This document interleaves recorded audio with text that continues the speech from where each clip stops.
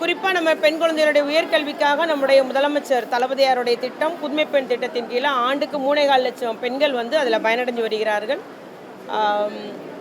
இன்னும் கூட இப்போ இன்னைக்கு இந்த வருஷம் ஒரு 3வது வருஷம் படிக்கிற ஒரு பெண் நான் இது வரைக்கும் விண்ணப்பிக்கலைன்னா கூட இந்த ஆண்டு விண்ணப்பித்து அவங்க பயனடையலாம். அந்த அளவுக்கு முதலமைச்சர் அவர்கள் உயர்கல்வி படிக்கும் அத்துணை பெண்களுக்கும் அவர்களால் அந்த கல்விக்கு செலவழிக்க முடியாத நிலையில் உள்ள அந்த தகுதியுள்ள பெண்களுக்கு எல்லாமே மாதம் 1000 ரூபா வழங்கிட உத்தரவிட்டிருக்கிறாங்க. அதுபோல் இன்னும் ஒரு செய்தி ஏற்கனவே முதலமைச்சரே அறிவிச்சிருக்கிறாங்க. வருகின்ற 9ஆம் தேதி ஆகஸ்ட் 9ஆம் தேதி கோயம்புத்தூரில் நம்முடைய முதலமைச்சர் அவர்களே மாணவர்களுக்காக அரசு மற்றும் அரசு உதவி பெறும் பள்ளியில் பயிலும் மாணவர்கள் தமிழ் மீடியத்தில் படிக்கும் மாணவர்களுக்காக அந்த தமிழ் புதல்வன் திட்டத்தை நம்முடைய பெருமதிப்பிற்குரிய மாண்புமிகு முதலமைச்சர் அவர்கள் தொடங்கி வைக்க உள்ளார்கள் என்ற தகவலை நான் கூறிக்கொள்ள விரும்புகிறேன். இவ்வாறு சமூக நலத்துறை நம்முடைய பெண்கள், குழந்தைகள், முதியோர், திருநங்கைகளுக்காக திட்டங்கள் மட்டுமல்லாமல் அவர்கள் நலத்திட்டங்கள் மட்டுமல்லாமல் அவர்களுக்கு அந்த உரிமைகளை நிலைநாட்டக்கூடிய அந்த விழிப்புணர்வு நிகழ்ச்சிகளையும் தமிழகம் எங்கும் நடத்தி வருகிறது.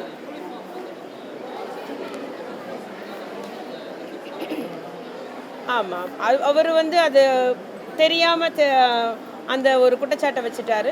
இந்த வருஷம் என்ன பண்ணுறாங்கன்னா, நம்முடைய சில பள்ளிகளிலிருந்து அந்த அளவு சரியாக இல்லைன்ற ஒரு புகார் வந்ததுனால நம்மளுடைய தையல் அந்த பெண்கள் அத்துணை பேருமே தையல் சொசைட்டியில் உள்ள அந்த அத்துணை பெண்களும் நேரடியாக ஒவ்வொரு பள்ளியாக சென்று அளவெடுத்து அந்தந்த பிள்ளைங்களுக்கு தனித்தனியாக தைக்கப்படுகிறது. அதனால் சிறிது காலதாமதம். எல்லாம் 4 செட்டுமே உண்டு, 4 செட்டு யூனிஃபார்ம் உண்டு பிள்ளைங்களுக்கு.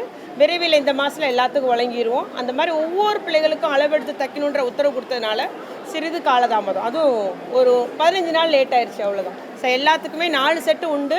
முதலமைச்சர் 4 செட்டு வழங்கிறதா சொல்லியிருக்கிறாங்க. தரமானதாகவும் பிரத்யேகமாக ஒவ்வொரு குழந்தைகளுக்கும் அளவெடுத்து தைக்கிறதுனால ஒரு 15-20 நாட்கள் காலதாமதம். இப்போ இந்த மாதத்துக்குள்ளே வழங்கிடும் யூனிஃபார்ம், 4 செட்டு யூனிஃபார்ம் வழங்கிடும்.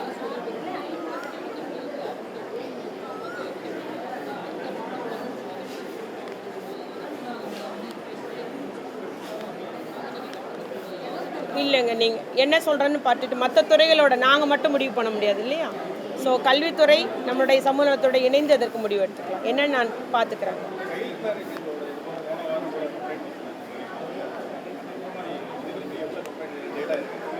டேட்டா இப்போ கைவசம் இல்லை. ஆனால் புகார் வருவது எல்லாருக்குமே சமூக நலத்துறை நடவடிக்கை எடுத்து வருகிறது. புகார் தருவர்களுடைய அந்த விவரங்கள் வெளியிடப்படுவதில்லை. என்ன புகார்ன்றது நாங்கள் வெளியே சொல்ல முடியாது. பட் இந்த எண்ணிக்கையில் வந்திருக்குன்னு சொல்கிறோம். 1098 பொறுத்த வரைக்கும் சில விவரங்கள் கேட்கலாம். நான் இந்த படிக்கணும்னு நினைக்கிறேன், எங்கே படிக்கணுன்ற கேள்வி, அதற்கும் அவங்க வந்து அந்த பிள்ளைங்க ஃபோன் போடுறாங்க. ஏன் ஏதாவது ஒரு சனிக்கிழமை ஸ்பெஷல் கிளாஸ் வச்சா கூட அதுக்கு ஃபோன் வந்துடுதுங்க.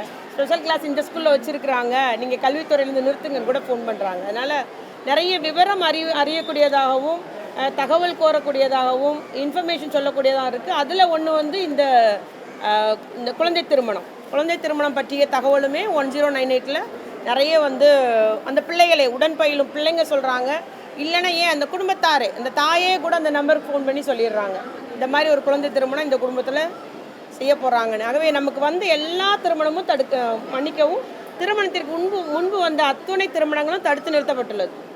ஒருவேளை திருமணம் ஆயிடுச்சுன்னு வைங்களேன், திருமணம் ஆகி சில இடத்துல 1 மாதத்துக்கு அப்புறம் சொல்லுவாங்க, 15 நாளுக்கு அப்புறம் சொல்கிறாங்க. அதுக்கெல்லாம் அவங்க மேலே வழக்கு பதிவு செஞ்சு உரிய நடவடிக்கை எடுத்து வருகிறோம். கேளுங்க, ஏதாவது டேட்டா இருக்கான்னு டேரக்டர்கிட்ட கேளுங்க.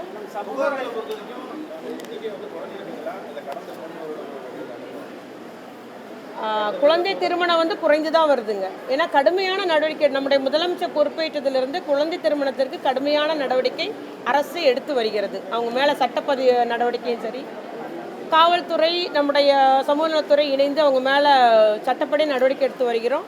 இந்த நம்பருக்கு வந்த எல்லா தகவல்கள், எல்லா திருமணங்களுமே தடுத்து நிறுத்தப்பட்டுள்ளது. திருப்பி அந்த திருமணம் நடக்காதபடியும் நம்ம வந்து கண்காணித்து வருகிறது துறை.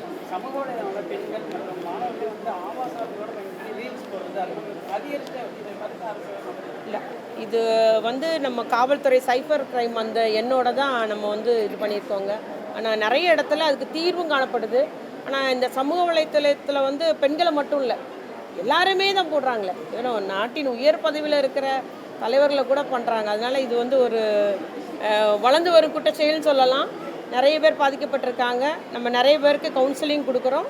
இந்த காவல்துறையில் உள்ள சைபர் கிரைம் அந்த நிறுவனமும் மிக நல்ல நடவடிக்கை எடுத்து வருகிறார் எல்லா மாவட்டத்திலும். ஒரு புகார் வந்துருச்சுன்னா உடனடியே அந்த பெண்களுக்கு அந்த எந்த எண்ணிலேருந்து அந்த மாதிரி பண்ணியிருக்காங்கன்றதை உடனே சர்ச் பண்ணி அதை முடக்கிறது, அவங்க நடவடிக்கை எடுக்கிற முறையில் காவல்துறையும் நல்ல முறையில் நடைபெற்று.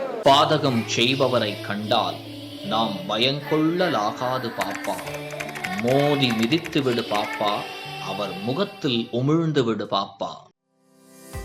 அண்மை செய்திகளை உடனுக்குடன் தெரிந்து கொள்ள இணைந்திருங்கள் இயம்நாடு தொலைக்காட்சியுடன்.